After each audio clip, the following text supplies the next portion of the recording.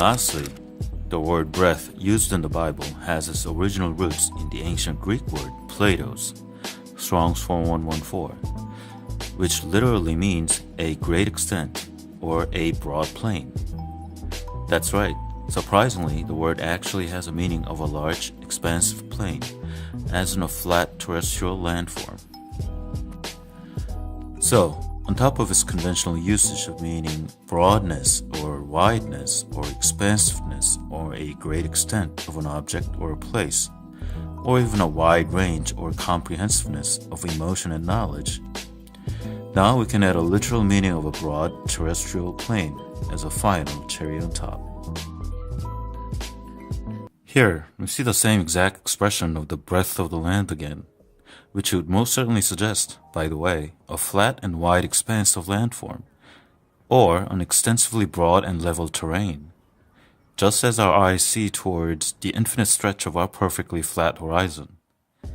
In fact, just by looking at these words, a giant spherical ball planet that's madly spinning on its imaginary polar axis is the last thing that comes to mind, wouldn't you agree?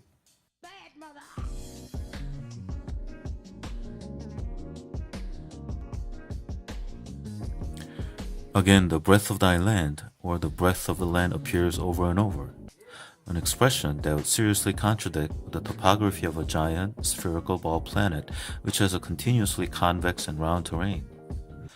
But it sure seems like the Bible is constantly reminding us that all the land in this world are created upon horizontally flat and level tectonic plates of different continents that could easily stretch over hundreds and thousands of miles after miles.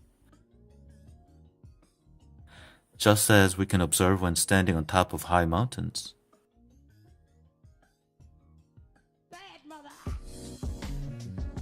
Or when looking out the window of commercial airplanes flying at high altitudes.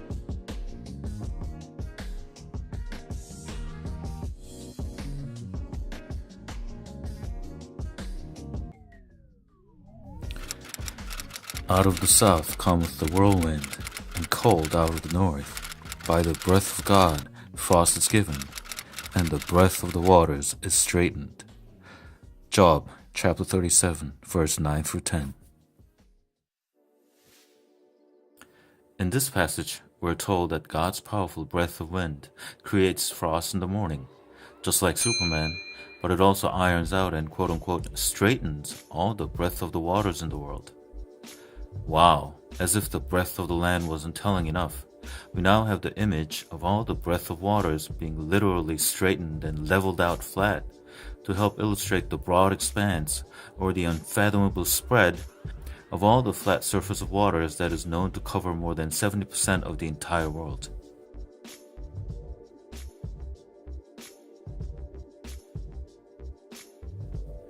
I've said it before many times, and I'll say it again. There is a fundamental principle of physics in life where all forms of liquid, including water, when they are undisturbed and left alone, will always seek to find the lowest point of altitude and try to lay down as perfectly flat and horizontally level as possible. And this invariable absolute law of nature applies to the smallest scale of a simple cup of water to the ginormous body of seawater in the ocean.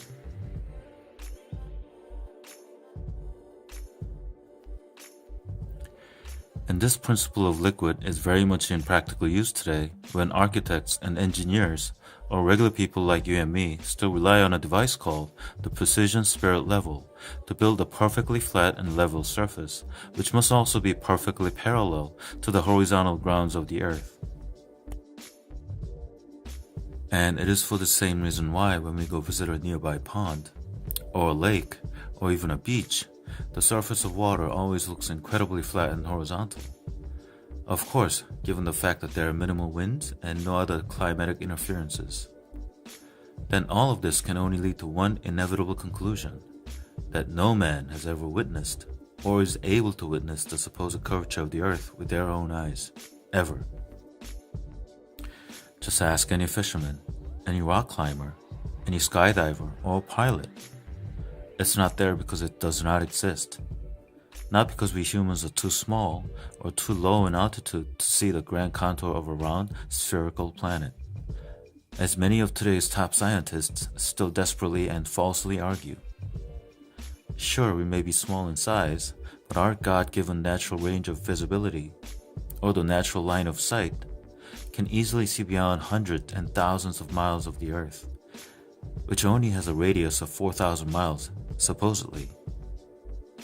Of course, the horizon always remains perfectly flat and straight, no matter where you are, every single time.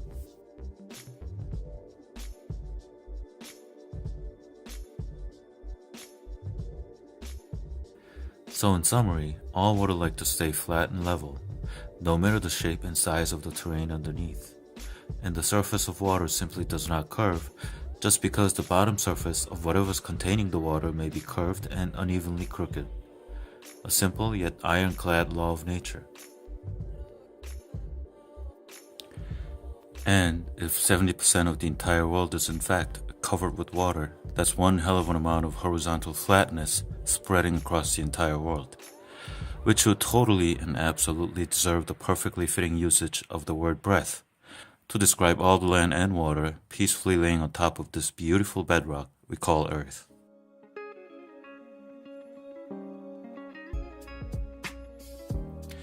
Now, we have just learned that the word breath has a literal meaning of a broad terrestrial plane.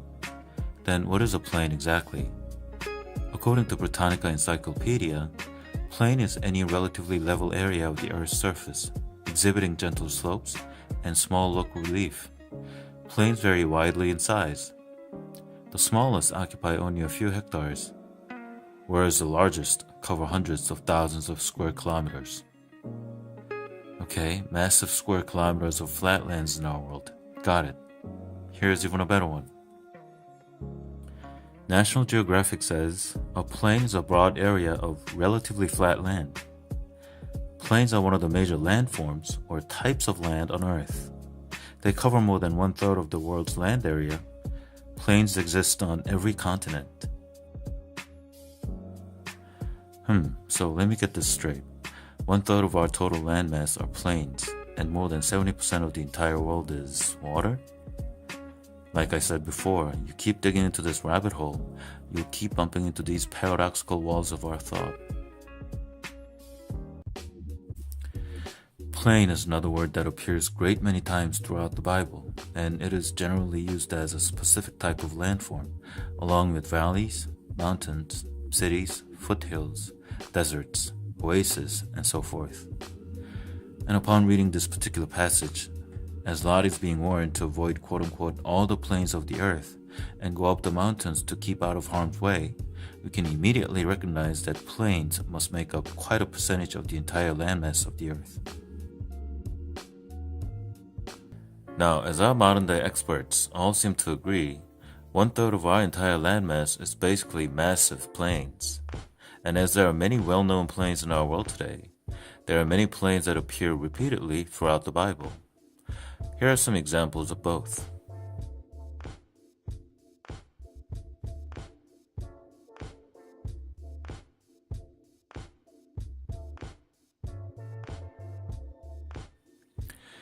Now, that's a lot of plains mentioned in the Bible, and I'm sure some of these plains can easily stretch over hundreds and thousands of miles across the horizon.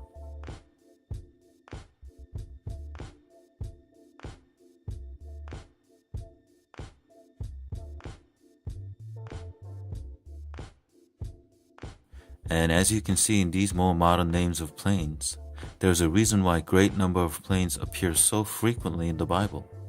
Because our world is literally built on top of giant mammoth continental plains.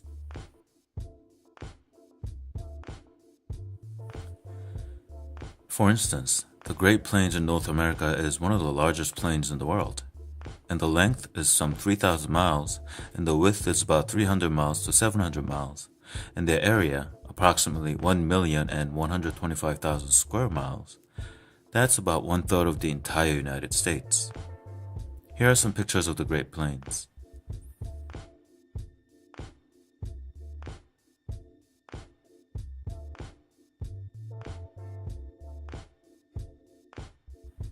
Can you see how vast and expansive these flatlands are stretching out to all directions? Luckily, most plains are treeless, so we can see clearly the overall shape and contour of these humongous terrestrial basins. So, do you see any curves? Any supposed curvature of the Earth?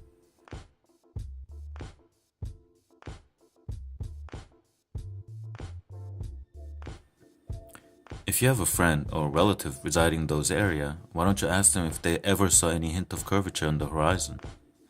Whether on a mountaintop, or from an airplane, or just standing on some random rock.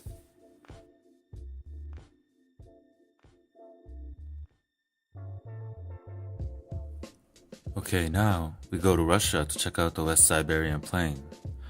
This is the world's largest regions of continuous flatland located in central Russia, an area of nearly 1,200,000 square miles. Again, a picture says more than 1,000 words. Just look at them.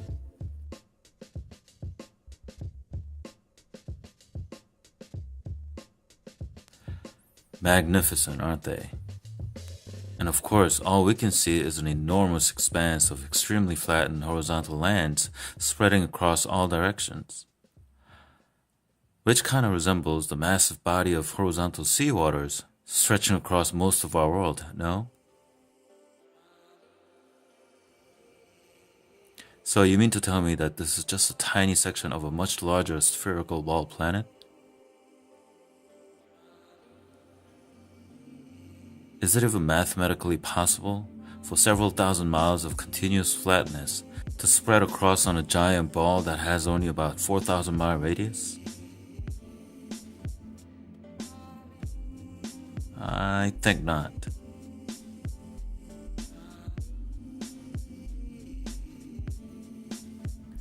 Now let's check out the notorious Eurasian Steppe, or otherwise known as the Great Steppe, which is a belt of grassland that extends some 5,000 miles from Hungary in the west, through Ukraine and Central Asia to Manchuria in the east. Also, according to the book Encyclopedia of History of Science, Technology and Medicine in Non-Western Cultures, there's a small section called Metallurgy in Ancient Eastern Eurasia, written by Catherine M. Lindoff. And let me just read a small paragraph for you. Eurasia is a term given to the combined area of Europe and Asia. Eurasia forms the largest landmass on the globe, or about 20,816,400 square miles. Many geographers claim that this is one continent, and therefore that Europe is merely a peninsula of Asia. But whatever one's conception of continent, the area extends from the Balkans to the Yellow Sea and links Europe and Asia. Lying between the 40th and 50th latitude of this enormous land belt is a steppe land with a fairly uniform terrain, with an average altitude of between 500 and 1,000 meters, like the prairie across much of the midsection of the United States. She's talking about the Great Plains here, obviously. This terrain is covered either by coarse grass or low woods. So, in a nutshell, more than 20 million square miles is pretty much flat, and as you can see in these high-resolution pictures, they certainly do look incredibly vast and amazingly flat indeed. The thing that always makes me really sad and angry is the fact that our entire academia is so deliberately and almost ingeniously compartmentalized. That all these cutting-edge smart and intelligent experts, scholars, and even students, while sitting on the biggest clues and evidence, just never seem to really get the big picture. The inevitable truth that our Earth is and has always been one giant amalgamation of massively flattened horizontal lands and waters.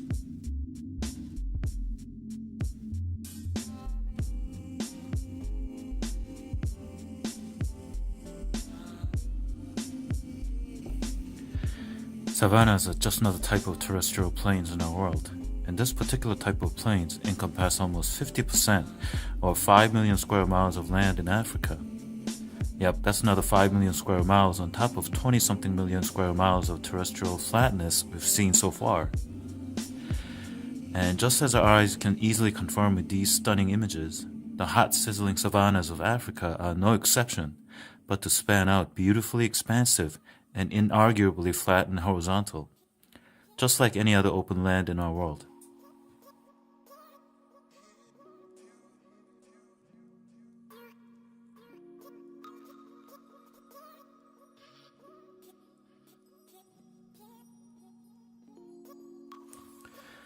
Speaking of Africa, there's another type of huge plains that cover much of Africa as well. The Sahara Desert is the largest desert in the world, and it fills nearly all of northern Africa.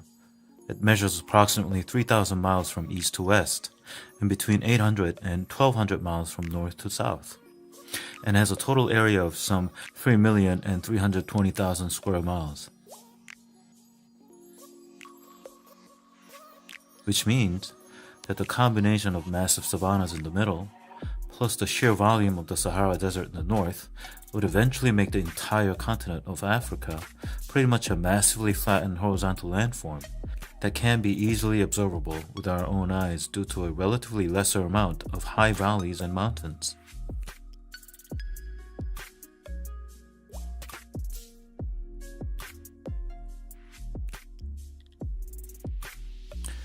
Well, we can't really talk about continental flatlands without talking about Australia.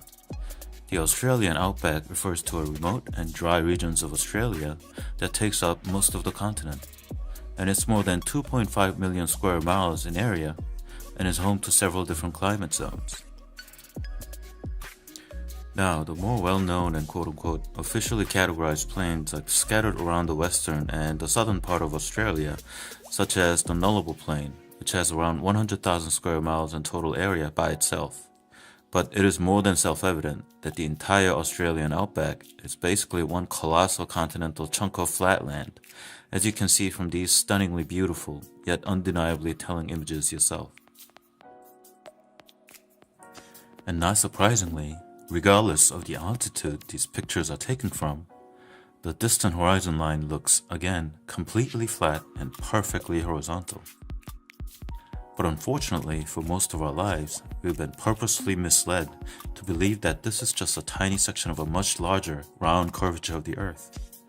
Yes, just like I was for the last 40 years of my life, we have all been victims of this powerfully sinister and malicious agenda that is carefully designed and implemented to make us slowly distrust and abandon our own natural sensibilities and reasoning capacity, so we will eventually replace them with high-tech machines and somebody else's complicated numbers, words, and math equations. Ultimately, handing over our sovereignty to the pre-designated officials and institutions, most of whom are either dreadfully brainwashed by the mainstream education and media platforms, while some are being carefully handpicked and groomed from the get-go to become top leaders of each industry with specific goals and missions to implement highly deceptive and quite often highly invisible propagandas and psychological warfares into the intricate network of collective consciousness of the entire world.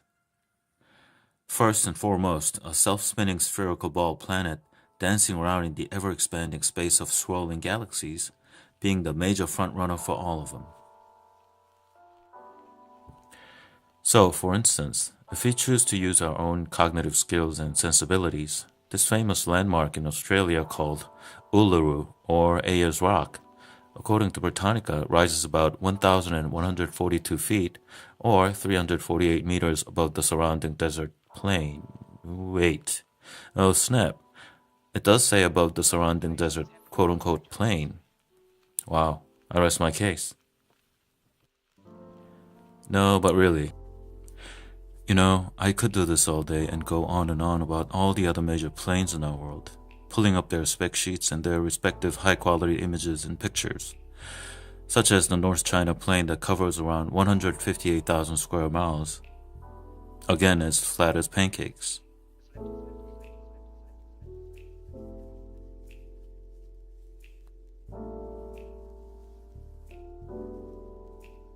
Or the Gobi Desert that has a whopping 500,000 square miles in total area.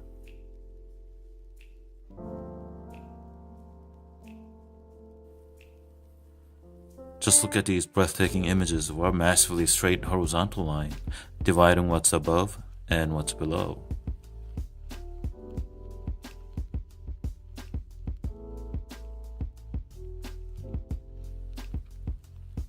Or the famous Tibetan Plateau, which has around 965,000 square miles of flatlands that are generally above 13,000 to 15,000 feet in altitude.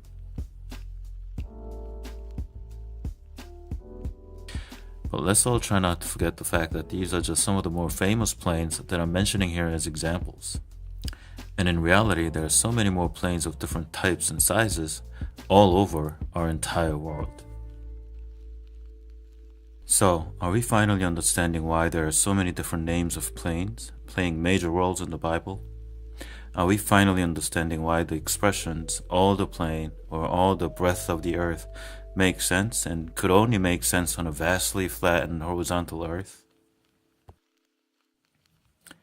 And as you can clearly see in these following images of random cities, landscapes, mountains, oceans, clouds, and pretty much any shot of any place taken from slightly high up in altitude, what's more important than knowing these huge planes exist in our world is to deeply understand and accept the heart of the matter. That it's not just these planes that are consistently flat and level, but the entire architecture of all that's below our heaven is built and laid out on top of these monstrous tectonic plates of Earth that are unmistakably flat and massively horizontal, upon which all different types of lands and waters can begin to form and flourish, while providing firm and stable structural bases for all different types of life to begin and flourish as well. And if we have a crooked sense of the world we live in, we're bound to have a crooked sense of ourselves, thus inevitably formulate and pursue a crooked way of life.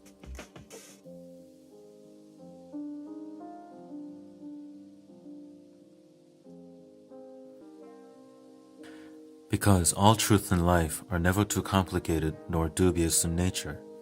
Like the Word of God, they are as plain and straight without pomp. Like all creations in life, they are rich and beautiful without a show. And if the world looks to be non-moving and stationary, at the same time incredibly vast and continuously flat and horizontal in all directions, then it is what it portrays itself to be, and more importantly, it is as it is so described in the Bible. Well, technically, it's not exactly the flat Earth's truth that's igniting the chain of fire, I don't think, but people seeking to find more truth in the word of the Bible. People putting more trust and faith in the word of God than their own governments and leaders of society. That's what's becoming a major threat to the very foundation of our crooked and fragile pyramid built on too many lies and deception.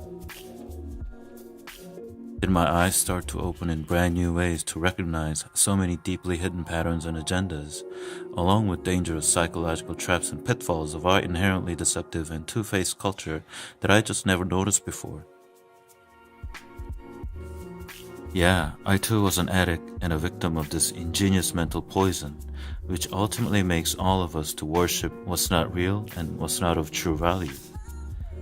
I too was falling into this bottomless pit of endless chaos and confusion, this seemingly harmless yet ultimately soul-crushing black magic of forever spinning galaxies full of forever spinning planets forever orbiting each other in infinity, slowly but surely leading all of us into a massive hypnosis of collective anesthesia and indifference toward who we really are and where we come from and why we're here.